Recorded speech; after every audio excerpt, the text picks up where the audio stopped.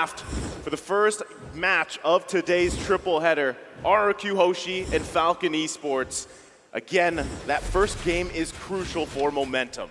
This is such an important situation here because, as you mentioned, are they going to go for an assassin? Because that can be countered by a specific roam pick. But if they go for a roam pick like a Hilda, for example, that counters an assassin, on the flip side, they'll have a very lackluster engage. So everything needs to come in together here. It cannot be just the signature heroes from each player, because if there's no synergy in the team composition, it's going to be a very tough situation at this level of Mobile Legends. It's also really interesting how the bans have kind of evolved throughout this knockout stage. You know, in the group stages, the Fermis wasn't extremely contested. It kind of depended on who you were going against, but now we're seeing it a lot more here, especially because some teams have kind of mastered it. The carry, very, very typical, so it seems like Falcon does not want to give that over. I mean, she's just been shredding through teams, so very understandable. And now with the Wan banned out as well, it kind of, we're already seeing some limits on the gold lane here.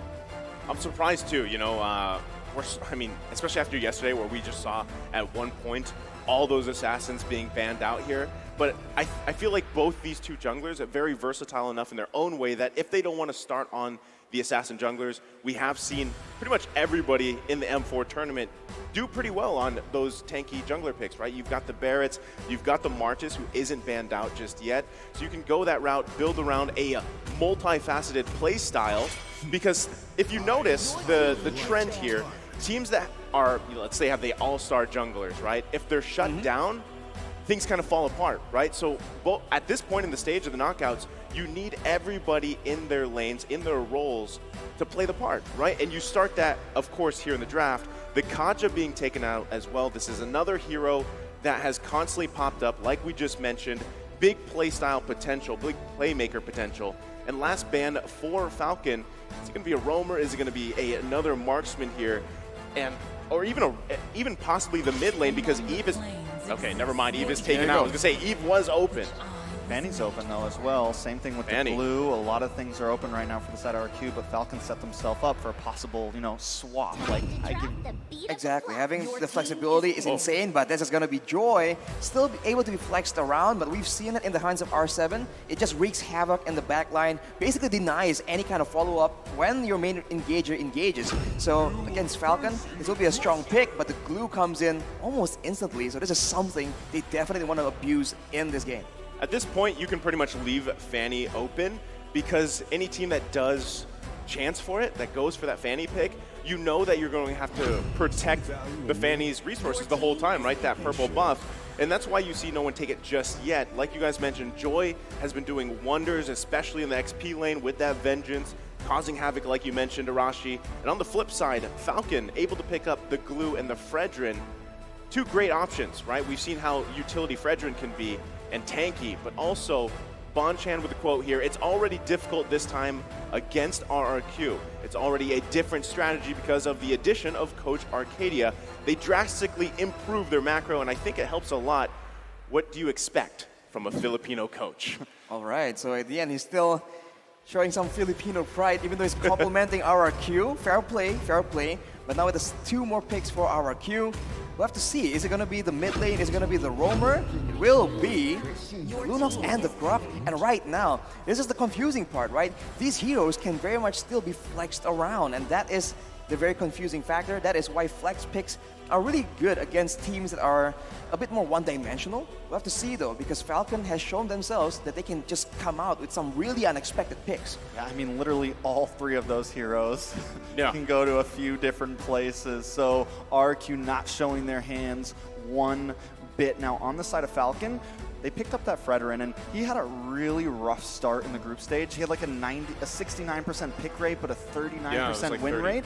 But now that we're getting to the top tier of these teams, we are starting to see how important it is. But hold on, there's the Valentina, and what? 4 for 4. 4 for 4. 4 for 4. 4 for 4. So will this be the thing that carries them game one? I mean, it might just be. It's a very solid hero. And I think a big part of a lot of these early game teams, they really require some wave control, because if they can't really push and get priority to start roaming around, their team really starts to slow down. So looking at the lineup right now, it does seem like Falcon has a bit of an edge in that department. We'll have to see though, because again, it all depends on where exactly do these heroes go to. The biggest thing for me when I'm looking at Falcon already is you have so much CC, right? You've got the CC from the Fredrin, the knock up, the taunt, plus the Terrify, and again, depending what we see Valentina take for an ultimate here, probably right now, Wild Charge, but still, the fact that you have a lot of that layered CC, it's going to work in your favor, but you need to be able to follow up on that, right? So you can see how many marksman bans are coming out, but we had some surprises yesterday in terms of marksman picks. We saw, what, Melissa come out, Moskov, you know, what else is in store here? And does Falcon want to opt for a traditional marksman? Because with them banning 3 out so far, and there's the Claude as well in return from RRQ, there's not a lot of options left, at least from what we've seen so far in the knockout stage. Right now, RRQ banned away the Claude, so logically speaking, that means they already have their gold laner, or they're planning on going for something different than a Claude. So a bit of a mind game here, because the Lunox can still go in that role, and the Harith has been banned out as well. A bit of a different priority for both these teams, but it does seem like Falcon, they're just setting up for a very strong front line. They ban out a long distance, long DPS heroes like that Beatrix. They can just burst through. So maybe they just want something more kitey, you know, something that can maintain distance a bit more. You know, with the way Falcon was banning, even in second phase, they ban out the Beatrix. I'm thinking, oh, they're probably going to pick up a Harith for the gold lane or something very out of the ordinary. But RRQ calls the bluff right there, and they're like, yeah, I think we know what you're going for here. So they ban out the Harith, they ban out the Claude, and now Zipex kind of, you know, he's really got to think about this. Is that Clint? He was hovering over the Moskov. Well, kind of a bit of a sneak peek here. It's a bit unfair. He just goes for it. He's like, I'm going to full send it. I'm going with it. Now, it doesn't have the best win rate here, but this, again, could just be that comfort pick for Zipex. Goes and rather goes for the Clint there than something spicy that we've seen so far. Like that Moskov, it was selected, but this is probably the better choice, right? Again, you have a lot of CC. You need to be able to follow up, and now that's the thing, Arashi, is Clint the best option here? Does he have enough burst? How long does it take for this Clint hero to get to that point? Is it a 2-item, 3-item, 4-item marksman? How's it working? I think Clint just has a very strong advantage in the early game, right? That trading potential is massive, and the wave clear as well with the passive. So I think Clint has a lot of potential. In the mid game though, I feel like he falters quite a bit before being yet another huge presence in the late game. And speaking of late game, Melissa has been selected by RRQ, and along with that is the Martis. So again, the mind game is really paying off right here. You didn't really know what exactly was the final pick going to be, but now you see the lineup is coming through, a lot of crowd control immunity, and a lot of outplay potential, right? The movement and the denial that RRQ is very fond of, but that signature Franco pick, man, coming in for Falcon. We've been waiting for that Franco pick.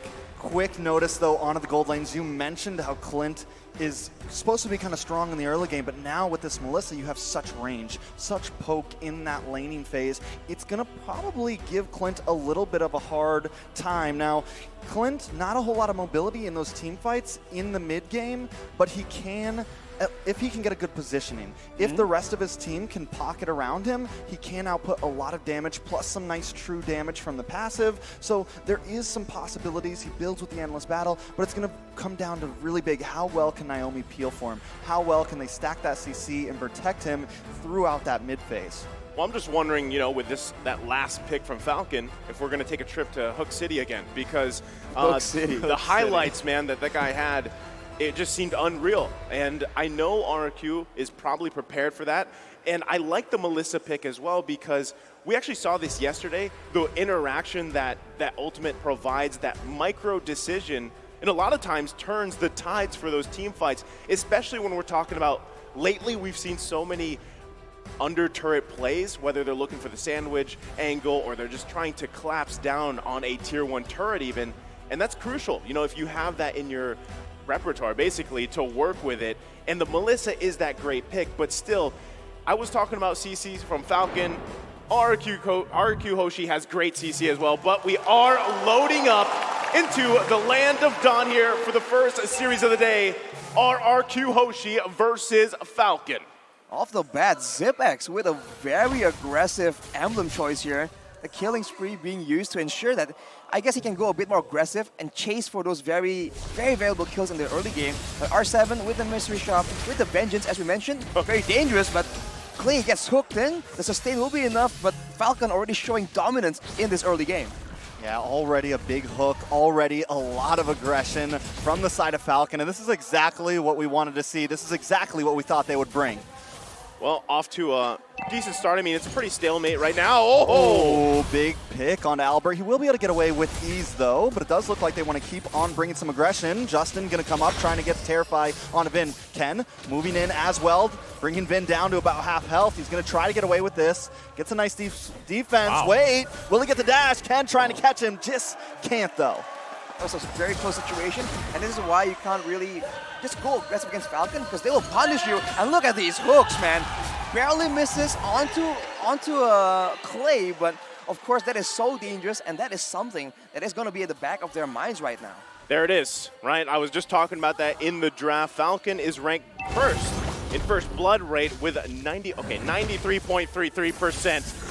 14 out of 15 games. No one's claimed it just yet, but both teams going to work on the first turtle. Most definitely Ken trying to get a nice position here, but in comes Albert. The appraisal's wrapped up, lands down, and Ken's able to take the turtle. Nice pick, but the battle does still pursue. Albert goes down. Vin may just be next, caught in the middle of 4. That is another kill for Ken, putting them at 1-0-1. First blood plus another to the side of Falcon. So they maintain that statistic, and let's take a look how that worked out for the Mirashi. They're getting 3 more items here. Of course, Zipex has some more life steal here, but R7 trying to go in against Ken. Unfortunately, he's getting too low to bench his spot, but it won't be enough. That is huge, but Albert wants to keep on pushing it. Ken gonna switch positions, but he's taken out by Clay. This could be bad for Albert, though. No, they find Naomi. Albert goes down to Justin, but now Justin trying to escape. Can't quite make it. The Brilliance comes out. They're on the chase. Wild Charge comes in. Yellow Flash goes down, and so does Justin. Yellow Flash actually still up. Ends up finding Clay there. Overall, a 2-for-1 trade. RRQ fighting back. On paper, RRQ has a lot more late game heroes, but that's what we've been talking about, right? Falcon trying to aggress, but RRQ is not backing down at all. They keep matching these plays, and they keep getting a bit of an exchange. It can work out, but like I said, it's a bit dangerous, especially if they start losing the tempo and letting Falcon get control of the game. Right now for both teams, the presence and the aggression has just ensured that invades are not happening, but if it's just a stalemate, I think Naomi with the hooks has a bit more advantage, but the card control immunity does come in solid here. The other thing that, I mean, just in the last couple minutes here, again, this is going back to that tempo, right? Pace set by Falcon, but RRQ doing a good job at pretty much matching it, but at the same time, look at Justin, right? He has those 3 kills already. He's running the mystery shop here. He's going to be able to scale up really well on this Valentina early on, and how will that play a part? You're going to have to see it as Falcon Esports adjust into especially the mid-game. But right now, this minor advantage that Falcon has is going to play out, especially in the objectives. Now, because Albert is playing that Martiz, you're able to kind of bob and weave out of these situations the best you can. And if they get whittled down here from Falcon Esports, the decimate is huge, but the fight breaks out. Yeah, we got to keep eyes on Naomi here, waiting for that hook to come in. Yellow Flash into the backside. R7 trying to do the same thing here. Turtle does reset, so Ken going to try to push forward. Naomi just holding down in this bush. A nice hook does land on Vin there. In comes the suppression, but Vin able to get out. Respond to the wild charge, and down goes Naomi. Ken will be next. It's a 2-for-0 trade, a double kill going to the side of Clay. After a solid turtle pit dance, RRQ somehow find a big engage, and despite having the less dynamic, the less fast engage with that rock pick, Vin was able to find an amazing wild charge, and I think that was just what set the deal for RRQ. Falcon needs to make sure that they maintain distance, because otherwise RRQ have a lot more potential to burst them down and also go for those big engages. And quick mention on the items right here, R7 has the genius one. He's going for early DPS, trying to make sure that he can keep the game rolling long enough for Skylar to try and scale into that late game. Not only that, but, you know, having that R7, having the Genius Wand already is going to scale really well, or complement really well. Clay especially, as he's already quite bursty and has that magic penetration, but paired with that item, you know, Falcon's got to be careful how they approach it, but Vin... Yeah, Vin's going to try to come in, use the conceal play. Justin, though, here to help. Nice suppression onto Clay, will get wild charged up. Justin using one of his own. Now Zipex going to try to catch some distance. Getting that passive off, but Albert moving on to Justin here. Decimation locks in, and down goes Justin. Skylar and the rest of them are going to try to take this final tower. I mean, it's just one tap away as Zipex and Naomi are pushed back to base. It's just such a tough situation to be in, man. RRQ, they do it yet again. Even though Justin was able to secure a counter engage using the stolen wild charge, it's just not enough. There's not enough combo coming in, and Falcon really seems to be the one on the back foot here. They're losing to RRQ in terms of speed, and as nice to mention, and this kind of matchup, speed will kill you. Tempo is of utmost importance. Yeah, most definitely. I don't think much is going to happen here. R7's just too fast. R7 is way, way too fast for sure. And this is why the joystick is just so annoying, right? Again and again, he's just been able to dash towards the back line of Falcon, and they can pretty much, they can't really do anything to try and stop him. And in this early game, this is why it's so dangerous, because you don't have enough crowd control, you don't have enough burst damage, and this is why that Vengeance spell as well is just so annoying on a mobile hero like this Joy. Yeah, this is, I mean, we've seen Joy pop up so many times now, and I feel like that success rate is really apparent in the XP lane. Vin will bite the bullet there. Yellow Flash trying to move on to Clay there. Will use Brilliance to get out. Falcon now taking cover over the turtle pivot. Albert trying to make it in. Will take the turtle. A beautiful retribution. Hook does land onto Skylar. Skylar trying to get away here. R7 now getting on to Zipex. Zipex goes down. Clay in a very bad situation. The taunt comes in. He finds him, but the battle still pursues under the purple buff. R7 trying to get them down. Albert will fall. A nice pick. Overall, a 3-for-1 trade, but RQ does take the turtle. Oh, it seems like Yellow Flash still wants to go for a bit more though, but R7, look at him just denying Justin any kind of presence, but he might just a bit of more than he can chew. But no, he is able to escape with the mobility, and despite getting the turtle, RRQ got punished heavily in that fight. That's the best thing they can do, right? I mean, if they're able to get those objectives here for RRQ, at least you have that going for you into the mid-late game transition. So, but what we're seeing again is the pretty much the pendulum of tempo between both these teams. First, it was Falcon, RRQ got it back, and now it's Falcon once again. Oh, but a nice hook does come in. Wild charge coming down from Vin. Brilliance comes out. Naomi taking a little bit of damage. Yellow Flash does secure a tower, though, on the top side. Albert now coming to help out the team. RQ will disengage. Falcon taking a little bit of revenue, though, in the mid and the top lane. So they hold on to it. It's one hit away there on the bottom side, tier 1. Still looking for a map advantage here. Naomi! Ooh, R7 should be able to get away from this, but it is a lot of damage from Zipex. He's going to need to be careful because Falcon is hovering down this bot lane. Every time Falcon gets an engage, RRQ, it seems like their go-to response is to fight fire with fire and aggress back. And this is making it very difficult for Naomi to get a lot of value with these iron hooks. Because even if someone gets hooked, they don't back away. They all go in at the same time. And with Clay, for example, having the immunity with the Brilliance order is just going to allow him to just buy so much more time. And Falcon is definitely struggling to deal with this, but they still are sitting at a 2K gold lead, and that is significant, especially with how they play. Well, this is big, right? Zipex finally getting that BOD. First Lord of the game is going to be up here. Justin holding on to that wild charge. Everybody, not sure if they want to commit to this just yet. It is going to be Ken and Albert dancing around it. But you see everybody managing the waves the best they can before they get in position for the fight here. Ken and Albert still at a stalemate. And also Naomi waiting patiently there. I think he did spot out R7. But still looking for the best advantage point for both teams. Yellow Flash getting vision as well. Who goes for it first? Yeah, I mean, Falcon loves to start these Lords first, try to push them in. But wait a second, Naomi locks on. Vin takes a lot of damage, and the stolen wild charge. Vin goes down. Albert now trying to lock in the back line. Naomi goes down. Albert on the run, though, as Ken and Justin try to chase. Yellow Flash on the bot side, trying to lock onto Clay here. Clay does get stunned, will get stunned again, but Yellow Flash is just here to delay. Albert finds the backside, though, and locks down Justin. Zipex taking a lot of damage. R7 finds him. This could be bad. Ken now moving on to R7. It's a bloodbath, boys. Clay goes down. Overall, 3-for-2 still, but a fight still pursues. RQ on the backside. Ken back onto the Lord. Falcon with a very intelligent approach right here. Every time Naomi is able to get an engage, Vin counters with the wild charge. So right there, they used everything to ensure that Vin gets taken out before he's able to do anything. And in retaliation, in the beginning of the fight at least, RRQ was only able to secure the kill onto Naomi, but I think Falcon needs to be careful when the fight drags on like that, because Zipex, if he is getting jumped on by R7 with no protection, that is game over for him.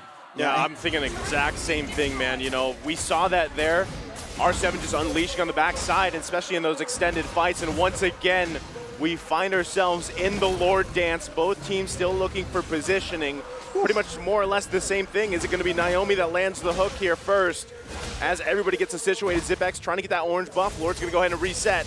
No one pushing the go just yet. Yeah, nobody pulling that trigger just yet. Skylar is going to kind of dance around. We got to keep our eyes on Naomi. He seems to be the initiator. The major problem here is, as Arashi said, ZipX hasn't come online in this mid-game. The Clint just doesn't seem as fearsome, and without him, they just can't output the damage.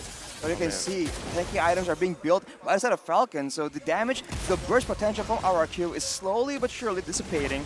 And as you mentioned, ZipX is only going to get stronger and stronger. So I think for the most part, it's going to be in the hands of R7. You see that once he pops his ultimate, the electrifying beats, that's where Falcon just gets a bit more bold and they make a play onto him. Nice play too. R7 going to finally go down. You're fast, but not fast enough. Ken now, here comes the conceal play. Watch for Naomi. They're going to claim over this Lord Pit. RQ force to back off. ZipX holding the back line, getting some nice shots off. A lot of damage on the Vin. ZipX finds it. Skylar using the go away along with the Brilliant, doing a lot of damage, but he's taken out by Justin. Clay will fall next. It's a 4-for-0 trade, and the Lord will go to Falcon. RRQ, man, they just don't know when to back down. They lost the initial engage, they got their members picked off, they still went for the 4v5, for the 3v5, and eventually they pay for a 4-for-0, and Falcon, they jump on the opportunity, they secure the neutral objective, and they're getting turrets left and right. What a disastrous moment for RRQ.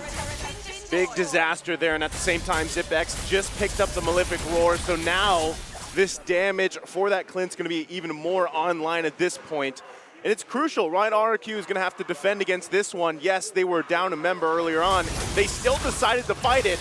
Look at the gold lead already for Falcon as they press the issue into the base here. Yeah, but with Skylar, they should be able to melt down this Lord. It is just Lord 1, Yellow Flash with the split, keeping them at bay. One minion still stands. ZipX getting a couple passive shots, trying to make them onto this base. Can't quite connect just yet. Falcon now moving up to the top side here. R7 going to come into the backside. Vin uses a conceal play, trying to find someone, or maybe just trying to create some space, but Falcon doesn't want to give it up. A nice hook does come down. Vin tries to survive, but ZipX takes him out. R7 forced to retreat. Justin falls though. Clay able to capitalize. This could be bad. Skylar moving in. Yellow Flash goes down next. Albert finds it, but Naomi then finds him.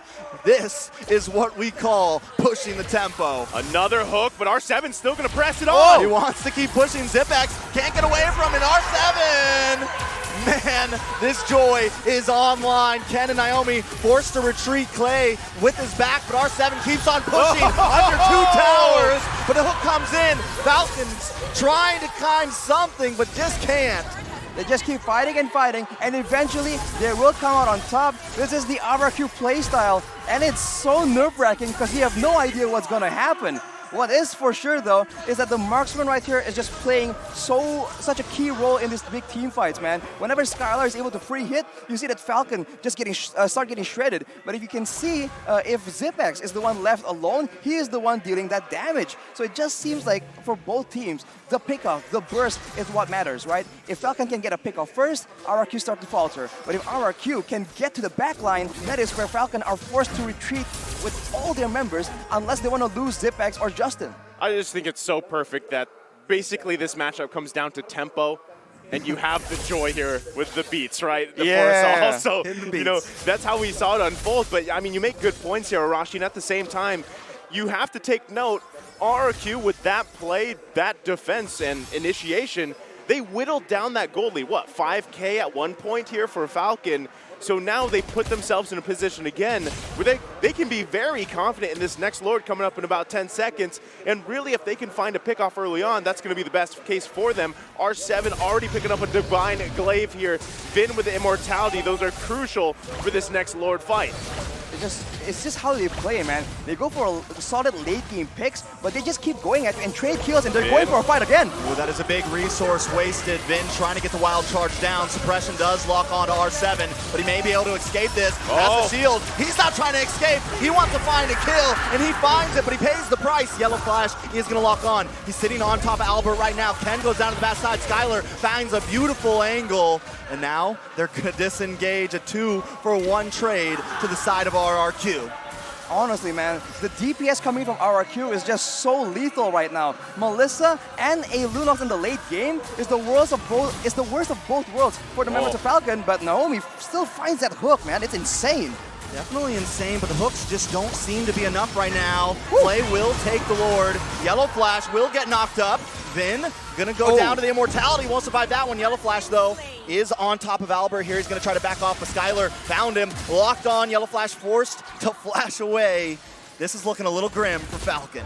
So as you're seeing these fights break out here, Skylar is just able to unleash, right? A lot of the times it's R7 doing what Joy does best. It's a distraction. You distract the enemy team here, you whittle them down, Clay is that burst, and Skylar's just kind of in the back, you know, unleashing here. Now, Falcon Esports, if they want to turn the tide here, first, they need the successful defense against this Lord in the mid lane, do their best there, and then from at that point, they've got to get past the R7 issue, and it's honestly going to come down to that lockdown. That's what we've been seeing with the Bloody Hunt combination or the hooks here, but now here's the Lord in the mid side. Yeah, I like the fact that they tried to get it down as much as possible before it connects onto the inhibitor. RQ going to play it very disciplined here. They know their advantage isn't so great just yet, and that, I think, is where Falcon messed up in their last push. They stayed a little bit too long. And look at the waves here being manipulated by RRQ. They're making sure that it all comes at the same time. You can see that Falcon is being split up quite a bit, but RRQ, they won't be able to get a pick off unless they want to go under the turret. That is a bit too bold from them. They will show discipline and back away. And I think that's what's very important, Naisu. Like you said, rationing your crowd control to ensure that the right targets don't get to have a role in the big fight is so critical for Falcon. Well, you can chalk that up as a successful defense now that both teams have had. But look at Falcon. They're going to go ahead and look for a pick. They know that Albert's there, but they still have to be very cautious on how they approach it. Ooh. That's going to be an Iron Hook missing. Albert knows where they are. The purple buff fight's going to ensue. But it looks like it was taken by Ken. But then he gets knocked up. Will go down. Skylar starting out put a lot of damage, melting down Yellow Flash as well. Justin trying to escape here. The rest of the team on the wall. Maybe want to try to re-engage this. Naomi uses the conceal play. Another material down. RQ possibly going for the re-engage. Here comes the conceal play. R7 Hook pushing the front side. Wall does come down. This will secure the first inhibitor for RRQ. It's such a tough situation. The tankiest members from the side of Falcon, Glue as well as at Fredrin, they have very good mix of defensive, physical, and magical defense. But at this point, with the Divine Glaives coming in, with a full slot, a full item Melissa, it's just not enough. The longer the fight goes, the more the DPS of RRQ is going to show out to just make that difference. So Falcon needs to find the right targets at this point. If they want to trade members, it might just benefit them, because at the end of the day, if the DPS members from both teams are taken out, the members with the tankier, the more sustainable heroes, like the Fredrin, like the Glue, can absolutely take control of that later stage of the fight. Yeah, and this is the biggest thing, right? You see how much, you pointed out the Divine Glaives, Arashi, how much magic damage and burst is there from RRQ. That's why Falcon's forced to take, you know what, they had 3 Athena shields across the board, a couple Radiant armors here, but still they're finding it hard to even contest in a lot of these fights just because they can't get to the back line. And that's the struggle that Justin has to solve, or even Naomi. Yeah, Naomi tries to lock onto Vin, but once again, he's using it on the tank. Immortalities will pop. Ken will go down. Naomi now on the run, but R7 doesn't want to let it happen. Back onto the river, though. A little bit of a fight ensues. Skylar going to chase down Justin. Justin goes down. Yellow Flash looking for Clay, but the Brilliance comes out and stops R7. Goes down R7 all the way in enemy territory under the base, and that there is the problem. The lack of mobility from that Clint just can't go against R7 now. They are going to focus on the Yellow Flash. That is a 5-man wipe. The Immortality does pop. Tries to use the Winter Truncheon. Don't think he's going to get away from this one. RQ will move on to the base, and that is it for game 1 in a best of 5. You can hear the crowd RRQ takes first blood in the series. It was a back and forth between these two teams setting the tempo, but eventually RRQ Hoshi comes out on top. What a wild playstyle, man. Every time you think that, wow, they made a mistake, they lost 4 members for nothing. The next fight, they just come in and wipe the whole opposing team instead. It's just such a random situation, and Falcon, you can tell that they're just confused. What the heck did they do here? I mean, R7 on that Joy, though, definitely a big thorn in their sides. R7 was deep into the base. You saw actually the whole game, R7 was everywhere. You know, and I feel like that's the thing about Joy and why it works so well, especially you park it in the side lane like that, it just causes havoc. I mean, Arashi, you called it. You know, you called it in the draft, and just like there's the pendulum, right? The pendulum is swinging between these two teams, and I also got to say, RRQ Hoshi, this is the play style I feel like that they favor the most. You know, they can just, again, go head-to-head against a team, that aggression, and it shows. A lot of the times, it might look messy, but a lot of it is calculated, right? So, I mean, we're going to have that game broken down further, but also, again, the M4 Battle Night goes live this January 21st. Expect loads of events and rewards up for grabs in-game. First off, complete battle tasks in-game on January 21st to get a skin choice chest. You can choose the skin you like most from the chest, and aside from that, battle bonus awaits you on the same day. Play matches and you'll get Team Star protection for 3 matches, double star raising points, double protection points, double EXP, and double BP for 5 matches. We're not stopping there. Free access to all heroes and loads of epic skins will also be available that very day, so save the date. Log into the game on January 21st, enjoy the match, and win tons of rewards. Let's all celebrate the M4 Championship together, including with our friends. I always love celebrating with my friends. With friends. With friends. And now we are friends as well. Now we're friends. Left hand, right hand? There you go. I don't know. Right? However that works. It's all good. Well, again, we're going to have this even broken down further, the aggression here from both these teams. Boys on the analyst stand, take it away. Thank you so much, Naisu, and everybody on the caster desk. Welcome back here on the analyst panel with Mirko, Assassin Dave, and Ulf. We're going to break down game number 1. That was back and forth early on and even in the later stages.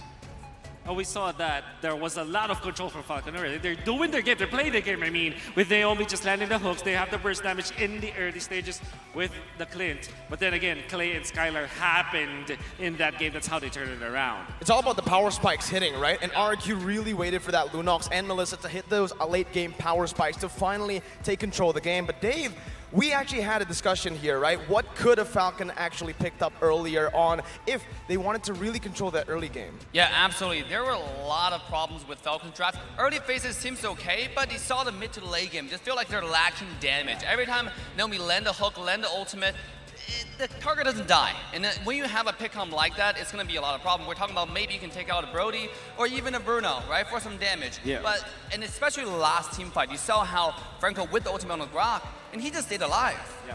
I think it's more about the order of the picks, right? They fourth picked the Clint, knowing that there's already a Lunox. The side of RRQ can flex that Lunox, knowing that the Clint is not going to be a problem anymore. They picked out the Melissa instead. Surely they forfeited some of the early stages, but in the latter portions, you felt that there was a lot of strength on the side of RRQ Hoshi. So I think it's more on the order of picks for Falcon Esports. And also I think it's about understanding the assignment, right? That's my favorite word here on analyst panel, is because early on, remember, Falcon Esports, they kind of drafted for that early game. They controlled a lot of the neutral objectives and even the early to mid-team fights, but they did not capitalize enough when they had those wins, and they didn't punish RRQ as much. RRQ were able to actually keep the gold lead at about like 4,000, around there, not really going up a lot.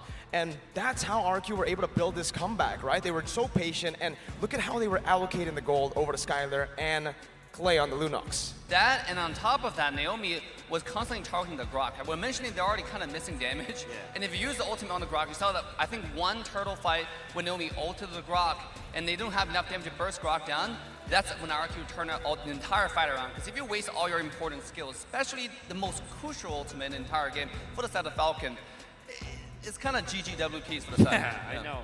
There was a lot of outstanding performances in the latter portions. You saw R7 just perform so well in the last few sequences of the game. It was amazing. It was a big problem for the side of Falcon Esports. But then again, you see Skylar. I think that this guy has grown a lot. Yep. Specifically, like, comparing his performance in M3 and now in M4, now he's like up in the sky, like a true Skylar, dude.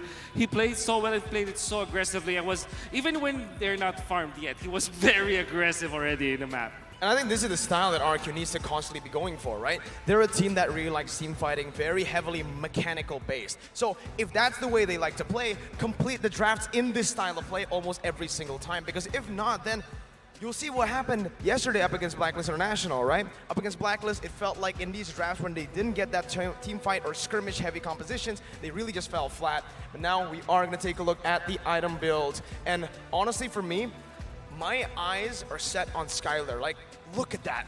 Winter Truncheon, that's the only defensive item he has. That one is amazing. But look at Clay though. If I am seeing this correctly, he kind of opted for some tank items. Yeah, Am I seeing this correctly? I You am are. seeing this It's correctly, the right? cursed mask, yeah. Wow, that is unheard of. This probably is the first time that there's a Lunox who is like, he has to provide the damage, but eventually has to opt for some defensive items so that he can last a few more seconds in a team fight, sustain back, and then dish out the damage afterwards. But I do want to bring it back to Skylar's build again. He didn't have boots in the late game. I saw it for the Winter Truncheon. This guy has full damage build. I mean, and also Melissa is such a great pick in this scenario, right? Once you have the Melissa, Glue can outreach him, and Frederick can outreach her. Like, I don't think there are too many characters that can actually get a hold of Melissa. And then he just stay in the back, throw the skill 2, and start doing free damage. Let's take a look at the comparison here for the team fight participation. Wow. Interestingly enough, honestly, yeah, Skylar, right? The carry, the rich guy, but take a look at the Sandbag and the Forgotten One. Yellow Flash is doing so much here on that glue. It's a pick that really excels here up against these kind of compositions, but in the later stage, like we mentioned, very easy to burst down, to melt down on that Lunox, on even the Melissa. And at this point, we need to talk about that Joy, right? Joy has seen a resurgence in the upper brackets and even the later stages of the playoffs here, knockout stages at M4. Why do you think that is? I guess this is actually Dave who mentioned in his one of his casts. This, probably the X-Blade Joy is much better. And I totally agree with it. I think that this is the better utilization of the hero. You can see how much space he can do. And even in the latter portions, you don't supplement as much burst damage, but you have sustained damage. Yeah. So that's very important. Now, with Joy, the thing about it is the key is Vengeance, right? Like, once you activate the ultimate, you get so much shield with a skill 2 and the ult, and then when you get to the backline, such as Clint, remember, Clint cannot qual control the Joy. He's completely immune, right? He runs on top of you, activate the Vengeance. If you hit him, it's not good. If you don't hit him, it's not good. It's really, really criminal. Well, it's time to take a look at the MVP for game number 1. I wonder who it is. The Joy that really wreaked havoc across the map and played it so well. R7, every single time you give him Joy, he takes that MVP. He takes the game onto his own hands. Yep, 739, 73.3%. Kill participation. This guy was popping off. He was on the Clint, and he was also on Justin the whole time, right? Zipix and Justin were just running for their lives, dear lives, the entire time. They couldn't do too much to this Joy. They couldn't stop him. They couldn't do enough damage to kill him because of all the sustained shield that he has. There was a meta game that we saw where Esmeralda and Uranus and Masha as well. That was, what, 2 seasons ago? What they do is to get in front on top of the marksman. And that is not the case anymore, because you see, like Benedetta usual, surely they go to the marksman, but they don't like really stay in front of the marksman. Joy fills that role. Now he's very tanky. He also supplements damage. You cannot really take out the Joy as a marksman. It's specifically a Clint, right? You will not have enough against a Joy, and you will always be taken out by the Joy. And I feel like Joy is an easier version of Benedetta, right? Don't you feel that? Like, yeah. Because you can reach the backline so easily now. Initially, when Joy first came out, it felt like it's kind of hard to hit the beat. But now, like, every good player knows how to hit the beat so easily. That's right. They amplify the damage. And let's take a look at the heat map right here. This is R7 on the Joy, obviously starting off a lot on even 5 to 10 minutes, he's still hanging out on the bottom side. Yeah, this is, I think, R7 style play, right? A lot of Joys, a lot of Benedettas, when we see the 5 to 10 minute mark of that heat map, we usually see them very active on the map, even around the gold lane. But here, you can see that it's very fixated around mostly the XP in the mid lane. R7 likes to buy time as a distraction for his team, not just team fighting across the map. And here, we get to see it unfold again. What was he able to do in the highlights? Do not be surprised if some of the first few minutes of the game, it will be Falcon. Eventually, though, Joy, coming out from R7, finds his opening, finds his groove. pun intended, as now the punishments coming out from RRQ has already started. At this point, because of the fact that R7 is a big nuisance in the front lines, you can see that Clay and Skylar had a better amount of time bought by this R7 Joy. Look at him go. Like, he goes to the back lines and he makes both Skylar and Clay freely hit onto the front lines of FCON Esports. And I think, again, it's exactly what I mentioned early on, right? It felt like in the early stages when Falcon had that lead, they weren't able to really capitalize. They weren't able to fully capitalize on a lot of these team fight wins because R7 was still alive. Because he had that shielding, the sustainability, the DPS, and even the Vengeance that really started to put a huge obstacle onto Falcon's mid-game.